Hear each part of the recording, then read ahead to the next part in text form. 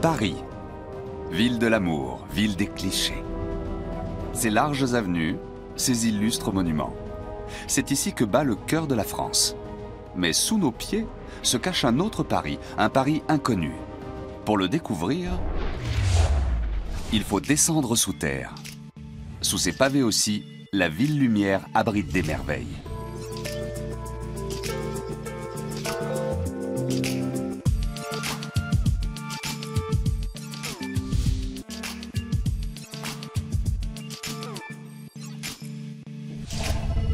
Depuis 150 ans, l'Opéra Garnier est un emblème culturel de la capitale. Son commanditaire, Napoléon III, souhaitait construire une salle de spectacle somptueuse à un emplacement central pour en faire un lieu d'apparat. Au 4e sous-sol, 60 mètres sous la Seine, se cache un système de poulies multiples.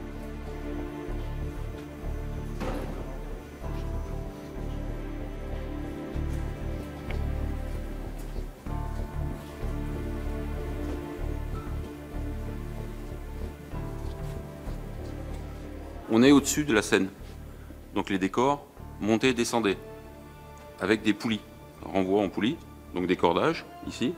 C'était des chevaux qui tiraient les cordes pour faire monter et descendre les décors. C'est la marine nationale, ce qu'on appelait la royale, qui est venue installer tout ce système de poulies à l'époque. Les chevaux et la marine ont disparu. Tous les 2 mois, une unité spéciale des pompiers de Paris descend dans les sous-sols de l'édifice. Lorsque Charles Garnier, l'architecte, fait creuser la terre pour les fondations, la nappe phréatique est atteinte. Malgré tous les efforts déployés, elle inonde le 5e sous-sol. Ce qui s'apparente d'abord à une catastrophe conduit finalement à la mise en place d'un système qui permettra de stabiliser le bâtiment et de le protéger contre les incendies. Cette réserve d'eau n'est pas seulement une aubaine pour l'opéra. Le lieutenant Erwan prépare ses hommes à des missions en lieu clos. Et le sous-sol de l'opéra est l'endroit idéal pour ça. Alors, plongée de ce matin sur le site de l'opéra. Vous allez travailler la pose de Glen et la progression sur fil. Okay. Au niveau des règles de sécurité, là, je vous rappelle, vous n'avez que 3 mètres de fond, donc tout ce qui est palier, vous êtes directement au niveau des paliers. Vous partez main droite, vous faites vos exercices sur place et vous faites retour ensuite directement sur la Glen. Avant de s'engager, vous me donnez vos pressions. Là, l'équipement complet, sur le dos, ils ont quasiment 20 kg. Voilà, après, un équipement traditionnel de plongeur, mais toujours avec plus pour la sécurité. En fait. C'est toujours la sécurité qui prime et qui fait que nos plongeurs sont équipés, on va dire, très lourdement. Et ensuite, il y a tout un système pour marquer, où vous avez tout simplement à la fois des serflex qui vont permettre d'accrocher le fil au fond. À la fin du 19e siècle, le lac, situé sous l'Opéra Garnier, a inspiré à l'écrivain Gaston Leroux son roman mondialement connu, Le fantôme de l'opéra, dans lequel un spectre sillonne en barque le labyrinthe de galeries souterraines.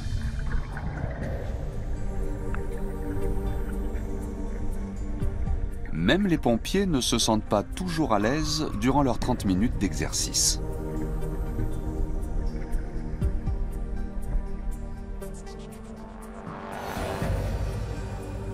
On est enfermé, donc c'est une sensation d'être seul avec soi-même, en fait, vu qu'on n'entend plus rien. Enfin, on entend, mais tout est réduit par l'eau. C'est des sensations qui sont particulières, mais très importantes pour l'entraînement. L'entraînement sous l'opéra fait partie d'un programme de formation de 2 ans pour devenir pompier-plongeur. Même pour ces hommes aguerris, plonger dans ces eaux est une expérience particulière. C'est un peu magique de plonger dans un endroit comme celui-ci. Effectivement, c'est ça. Voilà, la magie. Ici, tous les plongeurs sont des sapeurs-pompiers professionnels et ont plusieurs années de service. Aujourd'hui, l'eau ne leur sert pas à éteindre un feu, c'est leur lieu d'intervention. Un lieu pas comme les autres. On se retrouve dans un état d'esprit complètement... on est apaisé, c'est incomparable, ça n'a rien à voir. Voilà, 2 choses différentes. On apprécie, bien plus. Surtout, après quelques années... au-dessus, et puis maintenant on travaille en dessous, c'est bien mieux quoi. 1000 salariés veillent à préserver la beauté architecturale de l'opéra et la qualité musicale de ses programmes. Une fois le travail fini en sous-sol, les pompiers viennent profiter de l'atmosphère des lieux, presque comme des touristes.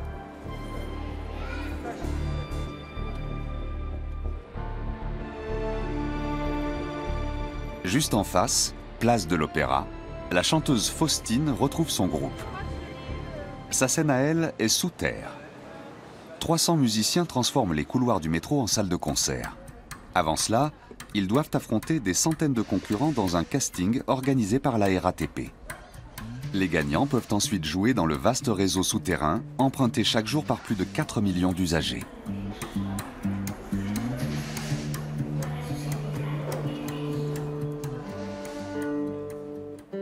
Pour moi, le métro, c'est vraiment tester mes chansons sur un public qui n'a pas choisi de les entendre, qui n'a pas choisi d'être confronté à de la musique, peut-être tôt le matin. Et mon espoir, c'est d'arriver à les accrocher, quoi. À les voir s'arrêter, attendre le prochain train, la prochaine rame de métro. Alors là, pour moi, c'est le rêve. Jouer dans le métro n'a rien d'une sinécure. Et ce n'est un tremplin vers une grande carrière que pour très peu d'artistes. Toujours est-il que Faustine et ses compagnons ont été élus meilleur groupe de musiciens du métro de l'année. Ils investissent l'argent qu'ils gagnent dans une salle de répétition. Mais ça ne leur suffit pas pour vivre. Marion, Théo, Clément et Faustine doivent travailler à côté comme babysitter, vendeurs ou professeurs de musique.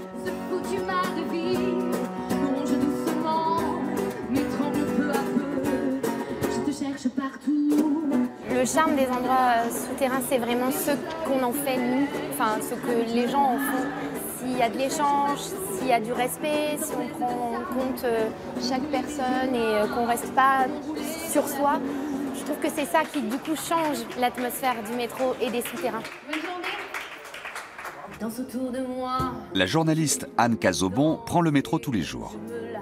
Même si c'est le moyen de transport le plus rapide pour traverser la ville, il n'a pas bonne presse. Les Parisiens le trouvent exigu, sale et fatigant, fait de couloirs interminables, d'innombrables escaliers, de bruit et d'odeur.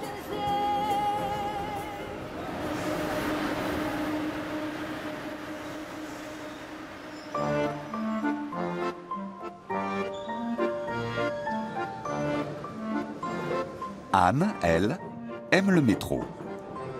Elle emporte toujours avec elle un bloc à dessin et quelques crayons.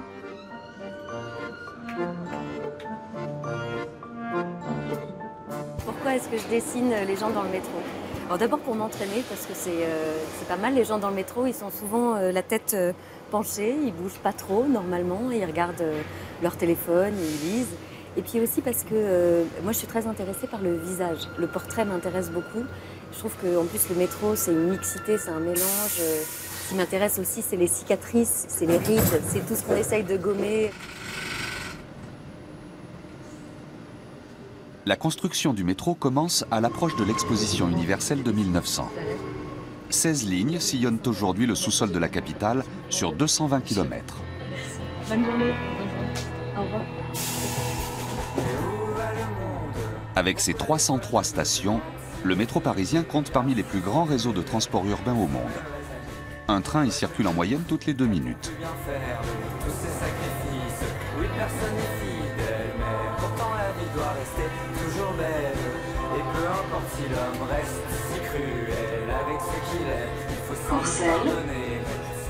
Nulle part ailleurs dans la métropole, autant de personnes issues de toutes les classes sociales et de tous les horizons ne se côtoient de si près.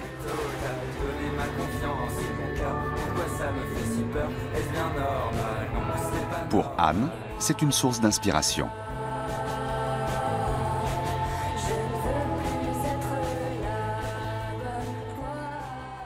Quand on prend le métro très tôt le matin, il y a ou les gens qui rentrent de boîte de nuit, un peu éméchés, un peu alcoolisés, et puis il y a les femmes de ménage, les gens qui travaillent dans des entrepôts, dans des fabriques. Mais Anne n'observe pas seulement les passagers.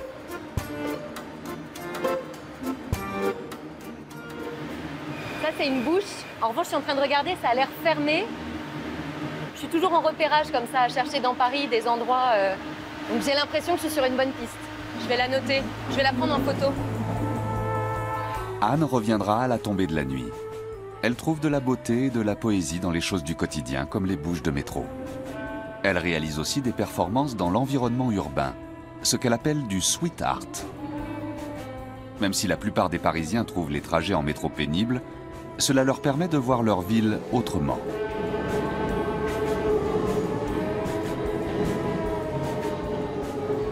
Paris est en mouvement, surtout sur les quais de la Seine qui séparent la ville en deux.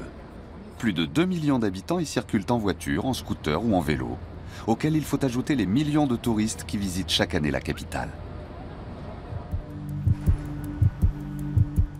L'étroite rue de l'Arbre Sec. Dans le quartier situé entre les Halles et l'imposant musée du Louvre, se dresse un immeuble bourgeois du XVIIIe siècle. Mais la particularité de ce bâtiment se trouve sous terre. Depuis 3 ans, Nicolas Paradis est propriétaire d'une surface commerciale de 800 mètres carrés, un palais selon les normes parisiennes. Pour y accéder, le visiteur doit descendre en sous-sol, où le présent se mêle au passé sur 2 niveaux. Quand on arrive par la petite entrée dans cette petite rue en plein milieu des Halles, on n'imagine pas du tout qu'il y a tout cet espace en dessous. Et c'est vraiment la première impression qu'on a. Après, quand on l'a découvert, c'était quand même dans un état assez déplorable, avec un stockage un petit peu partout, on ne voyait pas les volumes, on devait se frayer un chemin à travers tout ce qui était stocké ici. Mais tout de suite, on a vu qu'il y avait un potentiel. 18 mois de travaux ont été nécessaires pour rénover cet espace qui a longtemps servi à entreposer du vin et des journaux. Aujourd'hui, les caves du Louvre sont un musée du vin interactif. L'ancien propriétaire de l'immeuble n'était autre que Claude Trudon, fabricant de bougies en cire et sommelier du roi Louis XV. Il approvisionnait la cour de Versailles en grand cru. Pour protéger tonneaux et bouteilles, on les transportait dans un dédale de caves et de tunnels. On va retrouver une trappe qui donne accès à un tunnel qui allait directement jusqu'au Louvre. Les anciens du quartier qui sont venus voir les travaux, qui sont venus voir les résultats, qui nous ont raconté un petit peu les petites anecdotes, comme cette dame-là d'une 60aine d'années qui est venue, qui nous racontait quand elle avait 12 ans, elle courait dans les galeries pour aller jusqu'au Louvre avec ses amis qui habitaient dans les immeubles alentours, parce qu'on se retrouve finalement dans un quartier qui est un véritable gruyère, où il y a énormément de grandes galeries comme ça, parce que c'était le cœur de stockage des Halles. L'histoire des Halles de Paris remonte au XIIe siècle. Les caves et les galeries souterraines étaient utilisées comme des réfrigérateurs naturels. Leur mise aux normes est lourde et coûteuse.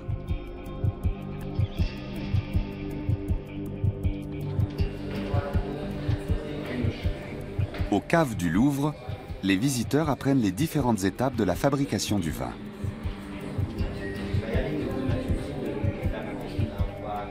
Le sommelier, Aurélien Gudimard, a d'abord trouvé ce lieu déconcertant.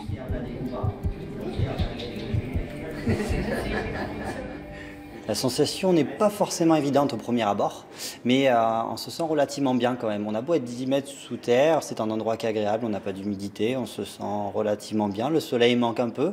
Dans les premiers temps, ça pouvait m'arriver de dire bonsoir un matin.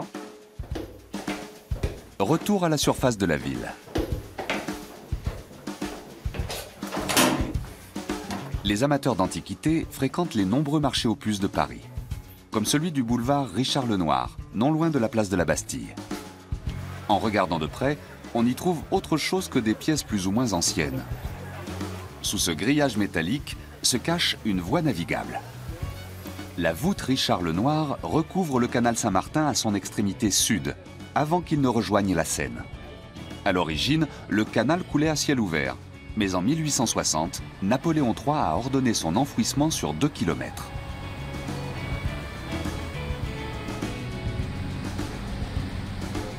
Jean Papoul, expert en canaux, est impressionné par cette prouesse architecturale.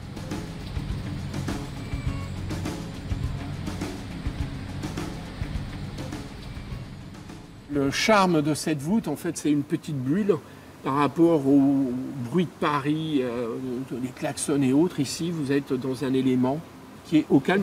La magie, c'est les oculi qui sont sous la voûte qui vont faire passer la lumière, et en fonction de leur large journée, vous avez une projection en fait de ce faisceau sur les murs latéraux. Avec cet éclairage, vous avez l'impression que vous avez un petit monde pour vous tout seul. La construction de la voûte a permis d'abaisser le canal et de dégager de l'espace sur le boulevard Voltaire, juste au-dessus. Pendant la guerre, le canal a servi à faire passer en secret des soldats du nord vers le sud. Aujourd'hui, il est occupé par de tout autres habitants. Ils sont 6 millions dans la capitale. On ne les voit presque jamais et pourtant, ils laissent des traces. On a des rats, hein. Il y a des rats, mais on ne les voit pas. Ils ont la décence de s'absenter quand on passe. On a un bateau et on l'a mis sous la voûte. Et pour protéger le moteur, on avait mis des cartons.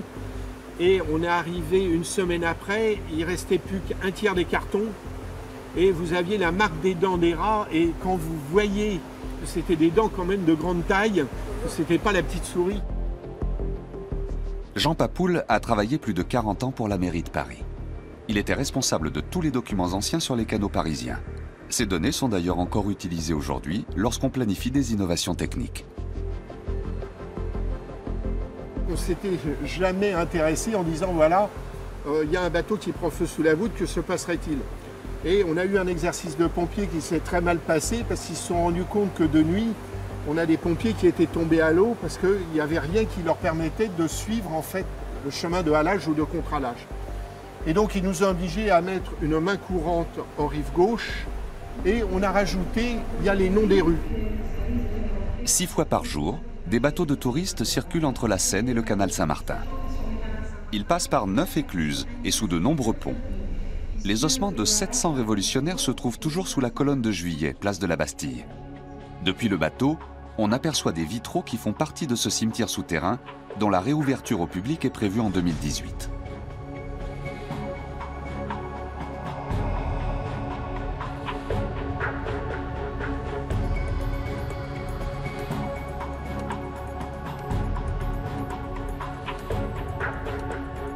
Après avoir quitté le canal Saint-Martin et rejoint la Seine, on remonte aux origines de la ville sur l'île de la Cité. Les premières traces d'habitation humaine à Lutèce, comme les Celtes et les Romains appelaient Paris, datent de 4000 ans. C'est ici que se trouve le plus vieux pont de la capitale, le Pont Neuf.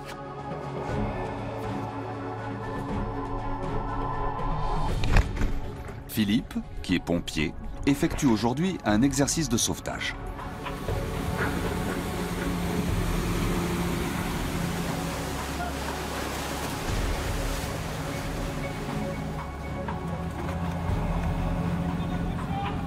Les endroits où nous on va sauter par exemple, c'est les endroits qu'on aura reconnus pour éviter qu'on se blesse justement en faisant la manœuvre.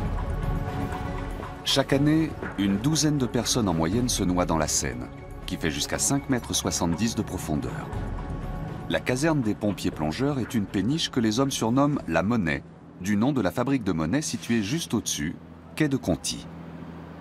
Lors de la crue historique du printemps 2016, la Seine est montée de 5 mètres. La péniche des pompiers s'est quasiment retrouvée au niveau du Pont Neuf. Ici, on fait les 3-8. Quand ils viennent prendre leur garde, ils ont de quoi dormir et ils ont également leur placard avec tout leur matériel nécessaire.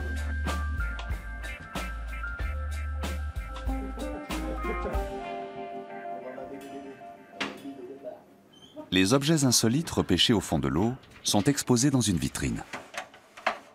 Et effectivement, on a quelques objets atypiques, notamment des armes qui datent d'assez longtemps. Et là, celle-là, c'est relativement rare, c'est-à-dire que c'est vraiment des armes non utilisables qui vont être ramassées. On retrouve de tout et c'est ce qui fait partie aussi des charmes et des mystères de la Seine. Pour réduire les risques liés au trafic fluvial, les plongeurs explorent régulièrement le fond de la Seine, qui est un véritable dépotoir. Ils ne savent jamais sur quoi ils vont tomber.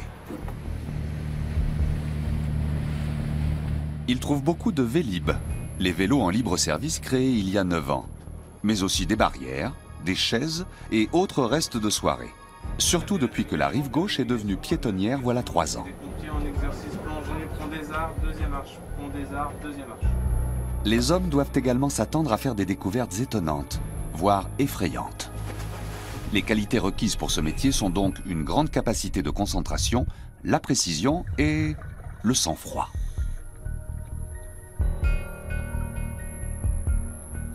Souvent la nuit on se fait des petites frayeurs tout seul, sous l'eau. Quand on est en train de faire une recherche de corps ou quelque chose comme ça, il y a tellement d'amoncellement de débris, d'encombrants sous l'eau. On croit avoir trouvé la personne et en fait non, c'est un tapis, hop, on part. Ou alors les anguilles qui arrivent. Donc souvent elles viennent et puis elles tapent dans l'éclairage. Thierry travaille ici depuis 12 ans, ce qui fait de lui un des doyens de la brigade. Sous l'eau, les grades ne jouent plus aucun rôle. Chacun doit pouvoir compter sur les autres. Tu peux lâcher la commande, c'est bon. La Seine traverse Paris sur 13 km. Sur ses berges, les monuments se succèdent comme les perles d'un collier.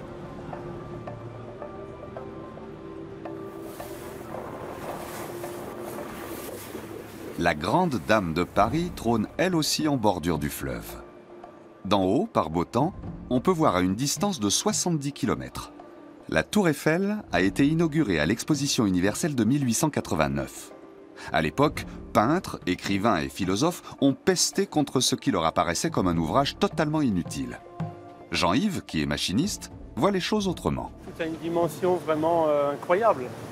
Et même pour aujourd'hui, c'est incroyablement grand. Toutes les machines sont très grandes, les ascenseurs sont énormes. La tour elle-même, déjà par sa dimension, est énorme. C'est vraiment un exploit qui a été fait, qui est encore un exploit aujourd'hui et qui force l'admiration. Les ascenseurs sont actionnés depuis le sous-sol à 15 mètres sous terre. Bonjour, bonjour les collègues. Ça va, ça va. Bon, qu'est-ce qu'on fait aujourd'hui? Les essais semestriels, c'est ça? D'accord.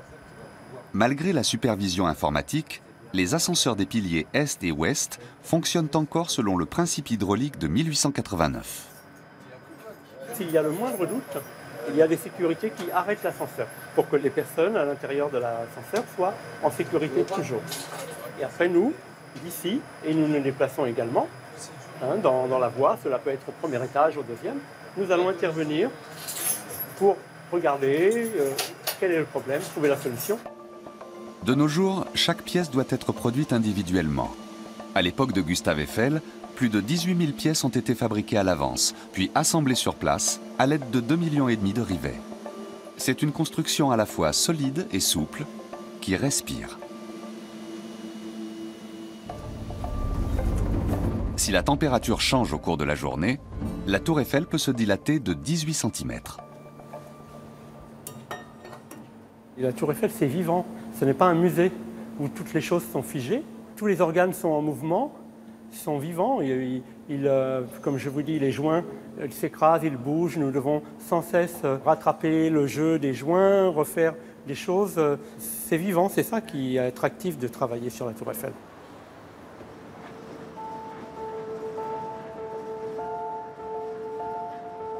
La Grande Dame doit régulièrement se refaire une beauté.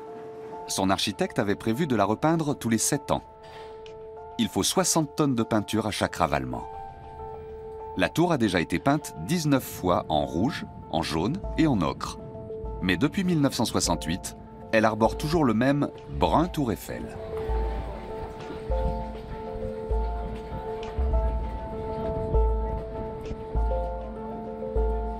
Stéphane Roussin est en charge de tous les travaux sur et sous l'édifice. Ici, on est dans de l'espace, on est au contact du public. En bas, on est sous les jupes de la Grande Dame.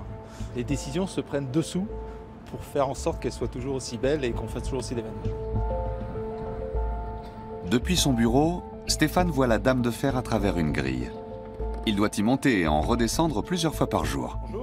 Il apprécie son lieu de travail caché sous la Tour Eiffel et dont aucun visiteur ne soupçonne l'existence.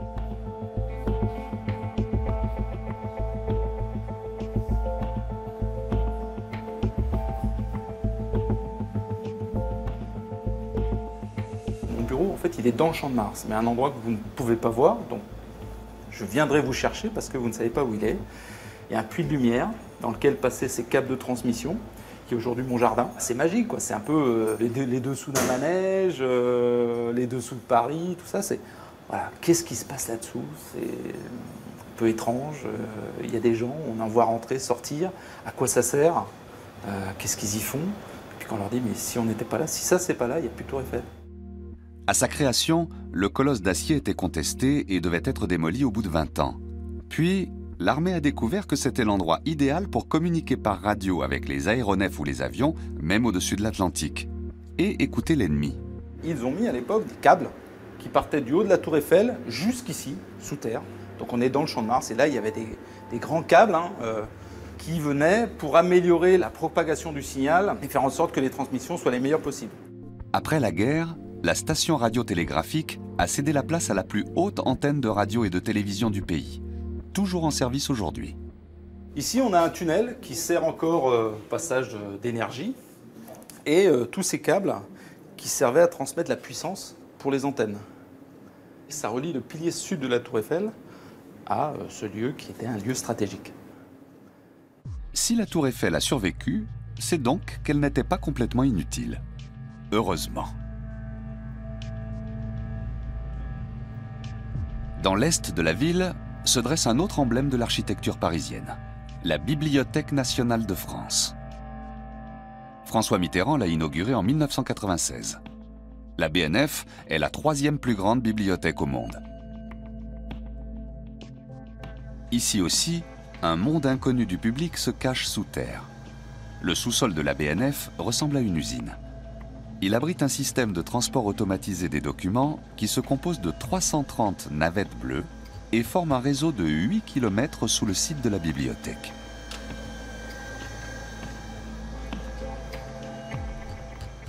C'était l'idée en fait d'acheminer les documents des magasins, donc le lieu de la conservation des documents, jusqu'aux salles de lecture, le lieu de la communication au lecteur des documents. Et les navettes que l'on voit passer font le lien entre ces deux univers, donc la conservation des documents dans les magasins et la communication au lecteur en salle de lecture. Plus de 30 millions de documents et de livres sont conservés à la BNF sur 400 km de rayonnage. Je pense toujours à ce que disait Anatole France, évoquant la Babel des livres, que dans une bibliothèque, les livres parlent tous à la fois et dans toutes les langues. Et quand on se trouve dans ce milieu des magasins entourés de tous ces ouvrages, à chaque fois je pense à cette citation parce que c'est vrai qu'il y a toutes ces voix de l'érudition, de la sensibilité, de l'intelligence, de l'imagination qui sont dans ces livres et qui forment une sorte de concert quand on y pense. Il y a 20 ans, François Mitterrand a voulu construire la bibliothèque du futur. C'est ainsi que le système de transport qui enregistre le déplacement de chaque livre a d'emblée fait partie du projet. Malgré tout, Marie est sans cesse à la recherche d'exemplaires disparus. La BNF acquiert 130 000 ouvrages chaque année. À l'avenir, il faudra combiner la technologie numérique au travail d'archives classiques, à la surface comme sous terre.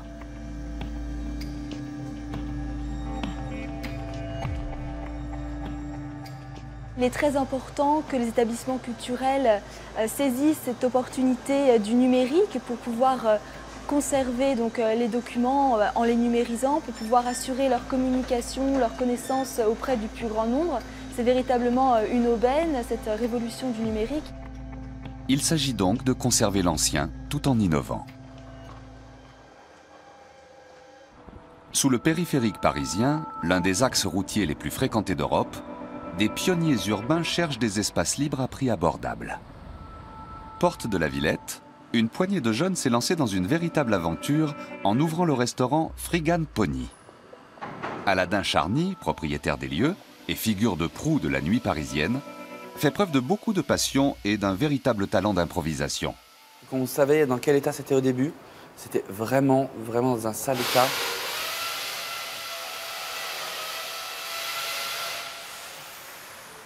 Il y a eu vraiment beaucoup de travail, près de 14 mois de travail en fait. Plus on fait et plus on se dit qu'en fait c'est sans fin. Dans 2 ans, on y sera encore à faire des choses, à améliorer le lieu, à le rendre plus accueillant pour les gens, aux normes. Depuis 10 ans, Aladin est à l'affût d'endroits abandonnés pour en faire des lieux de vie et de fête. Il a même déjà utilisé des toilettes souterraines désaffectées pour ses soirées. Si, au cours de ces 20 dernières années, Berlin est devenue la ville des hipsters et Londres la capitale des startups, Paris semblait s'être endormi. Aladin cherche de petits espaces de liberté entre spéculation immobilière et réglementation administrative.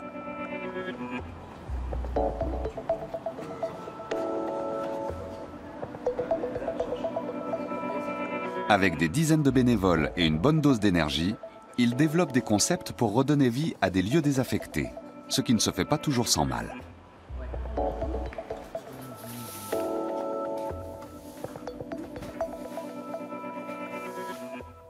On a des problèmes d'électricité, on est encore en train de faire des travaux. Tout le périph' est alimenté par ce générateur électrique qui est derrière.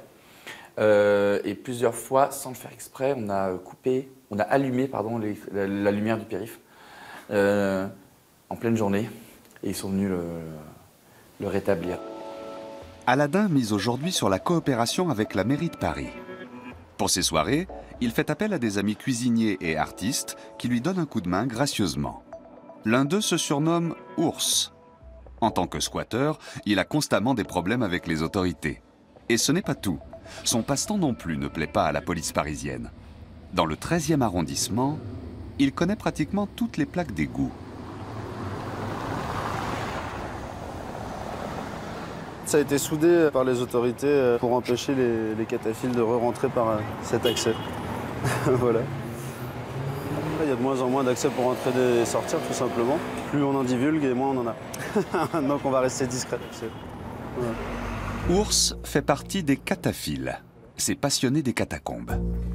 Selon leur code d'honneur officieux, ils ne doivent pas montrer les entrées d'en haut.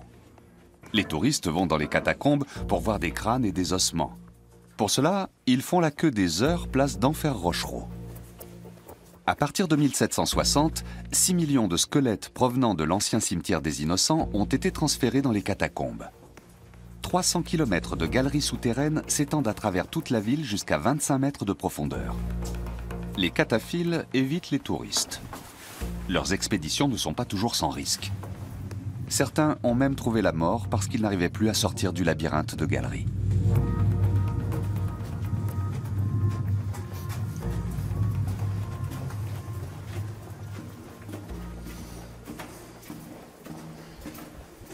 Le plus grand risque ici, c'est de ne plus avoir de lumière.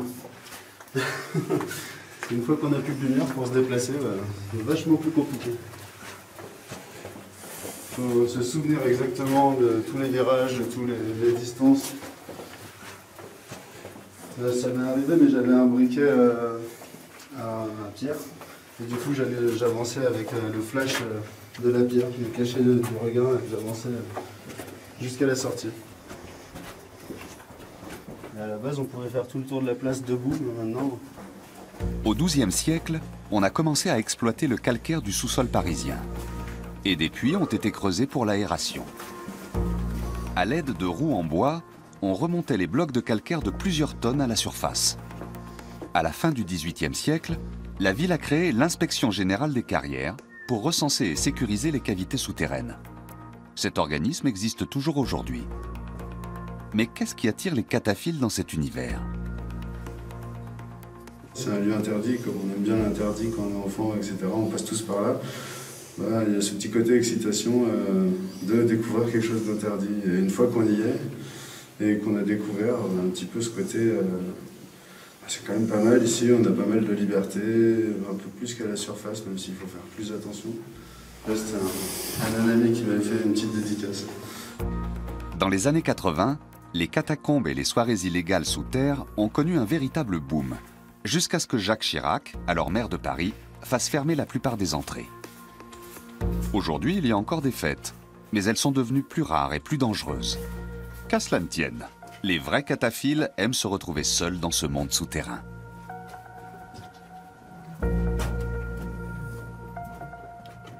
Il y a un autre petit côté magique, oui, c'est quand on vient passer une nuit complète sur place et qu'on prend le temps de s'y reposer. C'est-à-dire soit de venir avec un hamac ou des tapis de sol, ou même sans rien, mais bon, c'est un petit peu plus dur au sol. Mais c'est profiter du noir complet et du silence complet qu'on a aux horaires de fermeture de métro. Ceux qui ont le malheur de se faire prendre par la police écopent d'une amende pouvant atteindre 60 € et sont escortés jusqu'à la sortie la plus proche.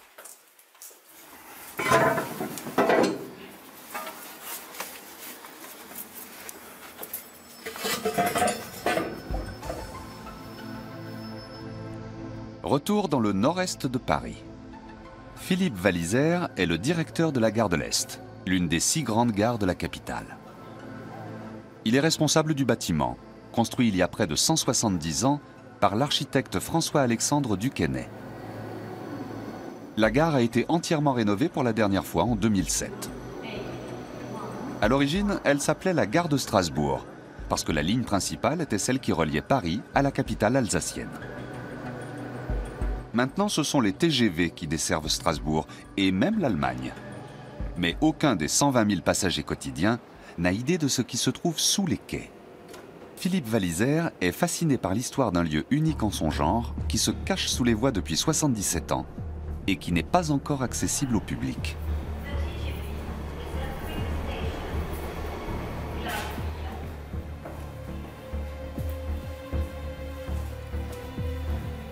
Ici, on se trouve à l'entrée en fait de ce qu'on appelle le bunker de la gare de l'Est, qui en fait porte très mal son nom, parce que c'est pas un bunker au sens où on va mettre les gens pour les protéger, mais c'est ce qu'on appelle un abri actif, c'est-à-dire qu'en fait les gens sont là pour travailler et puis pour faire fonctionner le réseau de chemin de fer depuis un endroit isolé, si jamais la gare était bombardée.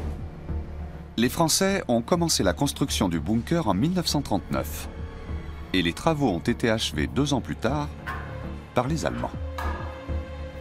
Dans ce bunker, il était prévu pour 72 personnes qui travaillent. Donc on a et la direction et les opérateurs. Tout le monde se réunissait ici.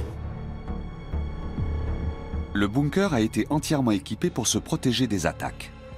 Mais il n'a jamais été utilisé, car Paris a été épargné par les bombardements.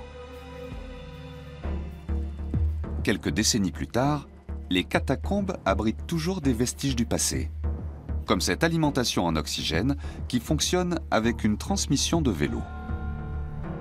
Là, on a une selle en cuir. On n'en trouve pratiquement plus comme ça, des selles en cuir. C'est bien parce qu'elle était isolée. Et en fait, après-guerre, les gens se déplaçaient beaucoup dans Paris. Ils n'avaient pas de voiture, ils se déplaçaient en vélo. Et l'un des grands jeux, c'était de récupérer les selles et de les voler, quoi. Et donc, en fait, des selles comme ça, on n'en a pratiquement plus. Et en fait, il en reste une ici, d'époque. Après la Seconde Guerre mondiale, le ministère de la Défense a continué à entretenir le bunker. Aujourd'hui, il serait presque impossible de le construire et cela coûterait très cher. C'est que le béton armé devait résister aux bombes allemandes.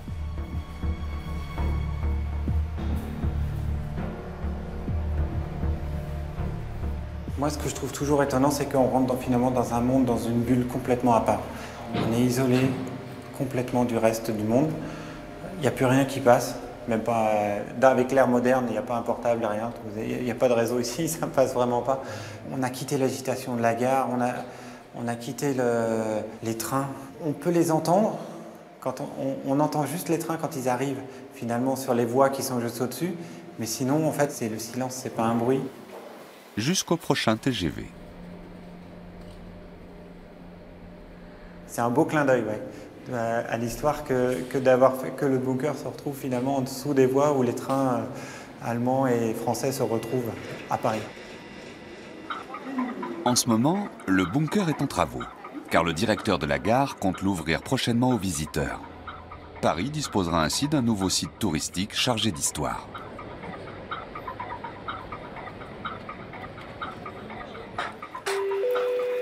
Quand on descend au parking de la gare de l'Est, on découvre un autre lieu secret. Ici siège depuis 1929 l'une des plus anciennes associations du pays, l'Association française des Amis des chemins de fer, la FAC. Le local est juste indiqué par une petite affiche sur la porte numéro 9.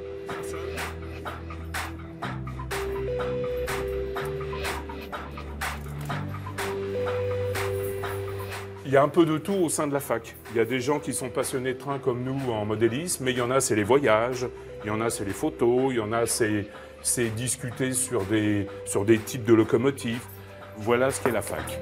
L'association compte plus de 1500 membres dans toute la France et publie une revue 2 fois par an. Tous les mercredis, on travaille sur les 3 maquettes de train. 450 mètres de voies ferrées ont été posés juste sous la salle d'attente de la vraie gare. Et ici, les trains fonctionnent avec le même signal de tension et le même système de contrôle que les véritables convois circulant au-dessus.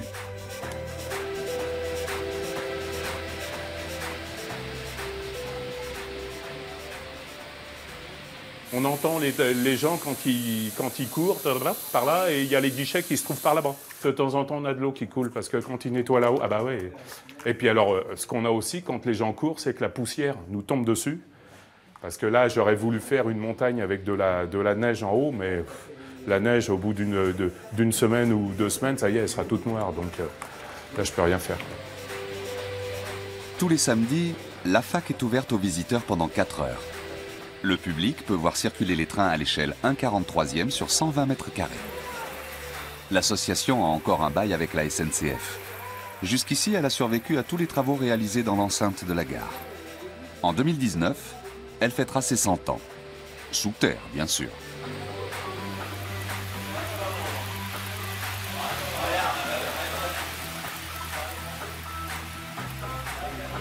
On est un peu des doudingues, hein, parce qu'on fait on monte nos trucs, on discute entre nous sur différents types de locomotives, comment les réaliser, chacun donne son idée, c'est ça qui est bien. Hein. Là, ici, on essaye de créer son propre petit monde.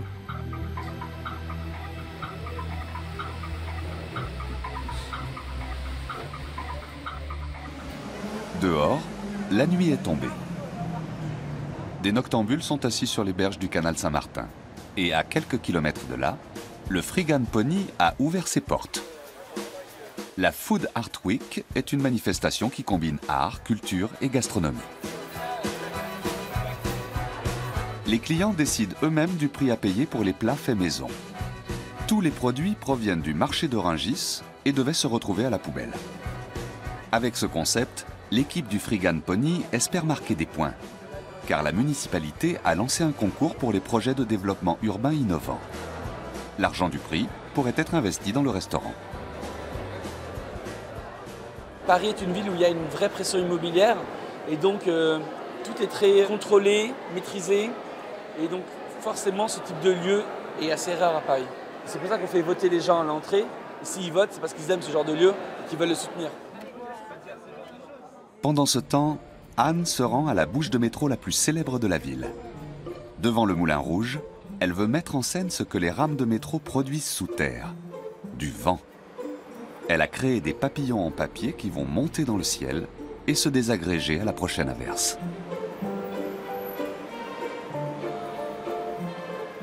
C'est vraiment les papillons qu'on a dans le ventre, comme ce monde souterrain, ce monde utérin presque. Hein. C'est très à l'intérieur, tout ce qu'on a de pas très joli. À chaque fois, moi, je mets une intention quand je lâche comme ça des papillons ou des cœurs. C'est vraiment, je libère ce qu'il y a de lourd dans ma vie, ce qu'il y a de lourd dans le monde, dans l'actualité. Pour moi, ça c'est comme un poumon de la ville dans Paris. Comme ça, il y a plusieurs poumons et puis d'un coup, on éclate et on relâche toutes les tensions qui sont dans ce monde souterrain. Paris est une ville qui se parcourt aussi bien sous terre qu'en surface. Et sous ses pavés, la vie est animée. Mais elle est aussi mystérieuse, effrayante et magique. Et surtout, elle réserve toujours son lot de surprises.